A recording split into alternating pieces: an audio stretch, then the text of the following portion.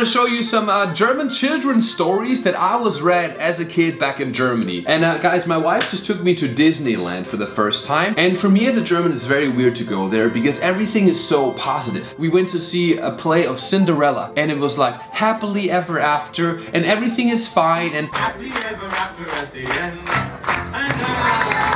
The German original version of Cinderella is so different. It's called Aschenputtel, where the evil stepsister cannot fit into the shoe and then her mom comes and cuts her toes off with a butcher's knife, yeah? And she's bleeding everywhere and the prince does not like her, sends her back and a bird picks out her eyeballs as a punishment for lying. So that is something that I think kids should learn because it prepares them for the real world. Not always will you be living happily ever after with your prince. No, the world is hard and tough and sometimes it will not go well, and that's why we have Struwwelpeter. These are the books that I was read as a kid, and to me as a kid in Germany this was not even like weird, you know, this is just what it was in Germany, but for Americans it's always crazy to see this. So this is Struwwelpeter. It's a dude who never cut his fingernails and then they became very long and he never washed his hair, and this whole thing is actually from 1845. Germany was not even a country technically when this was written. It's kind of crazy, and the premise of this book is basically all about teaching children a lesson, and we do it a little differently in Germany. So this is a story, it's called Die gar traurige Geschichte mit dem Feuerzeug, which means the sad story with the lighter. So there's a little girl here, right, and she has cats and she's alone at home. She is trying to play with the matches and then the cats, they yell at her and they go, no, no, no, don't play with the matches because your father forbidden. Your father says it's forbidden, yeah? But the girl does not care. She's a little German kinky rebel, yeah? She plays with the matches, yeah? And then the next slide, and I hope you guys are ready for this, catches on fire, yeah? It literally says, es brennt die Hand, es brennt das Haar, es brennt das ganze Kind sogar. Which means the hand is burning, the hair is burning, the entire child is burning, right? The little cats, they just like yell at the girl, and then the last slide, the girl is a little pile of ashes and she died. And the cats are crying because she died because she simply did not follow the orders of her father. That is the end of this story. Happy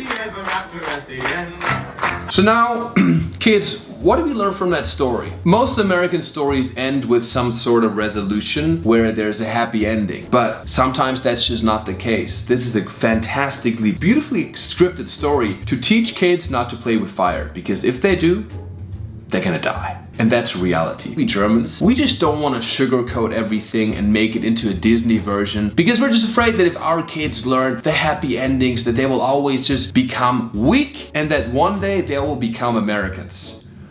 And we Germans don't want that. Okay, moving on. This one is one of my absolute favorites. It's kind of crazy. It is a story about a black kid in Germany, which historically we don't have that many black people in Germany, you know, because we Germans did a lot of fucked up things, but we didn't partake in slavery on the same scale as transatlantic slavery in the Americas, okay? So yeah, say what you want about Germany, you know, we have somewhat of a bad history, yeah, but slavery not necessarily a big part of our bad history, okay? Nonetheless, it's a black kid wandering around Germany with an umbrella, okay? He might be black, but he marches like a German, yeah? Okay, so he walks around there, there's these three German dudes, one with the, look, he has the pretzel too, you know, he has the German pretzel. Is the most German motherfucker. These three German dudes see the black kid walking around and they start making fun of him simply because he's black, which is not cool, all right? Not cool.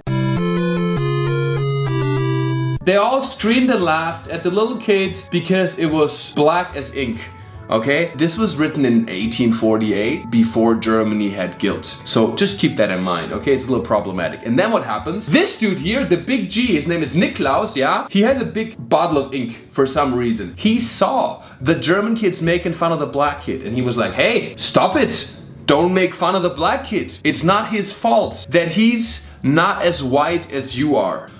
Now, that statement in itself, you could say is a little problematic given today's standards, you know? He's basically saying that, hey, it's not his fault that he's black, which implies that being black in itself is a bad thing. I think he means well, but the choice of words comes across a little more racist than the anti-racial intent he probably had with the statement. Anyways, the kids don't listen, they keep making fun of the black kid, and then Niklaus takes them and dunks them all into a bottle of ink, making them more black than the black kid was. The German boys are now super black. Super black. and they now follow the little less black but still black kids and basically got their punishment. It says here in the last line, und hätten sie nicht so gelacht, hätte Niklas sie nicht schwarz gemacht. If they had not laughed as much, Niklaus would not have made them this black. Happy ever after at the end.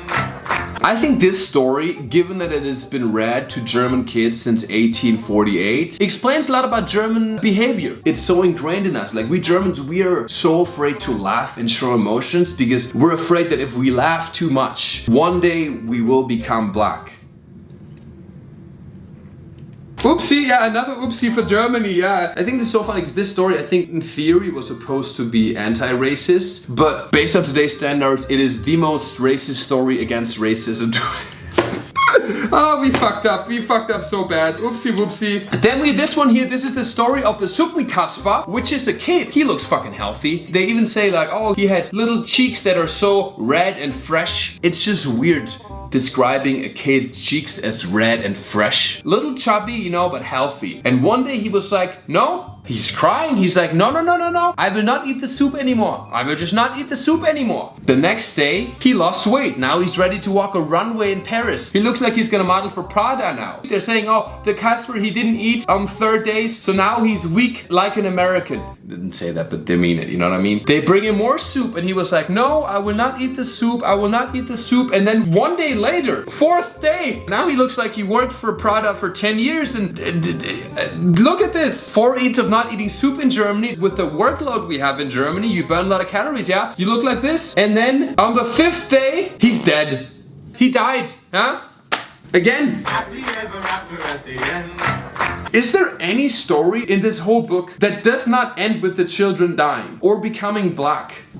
God bless Germany. And now to the final story. This is Die Geschichte vom Daumenlutscher. And this one is quite famous. They made fun of this in The Office, and even on some late night shows they talked about the story. This is the most famous story from this book. Basically, there's this little boy called Konrad, yeah, which is the most German name. And Konrad would always like to suck on his thumb. So the mom was like, Konrad, lutsche nicht am Daumen mehr, which means don't suck on your thumb, otherwise, denn der Schneider mit der Schere kommt sonst ganz geschwind daher und die Daumen schneidet er, als ob Papier es wäre, which means if you don't stop sucking on your thumbs, a tailor is gonna come with the big scissors and will cut your thumbs as if it was paper, okay? Which is a pretty intense threat of violence, you know, but it seems ironic. Again, another kid in Germany that does not follow the orders of their parents. The little Konrad starts sucking on his thumb as soon as the mother leaves the house, yeah? Nein!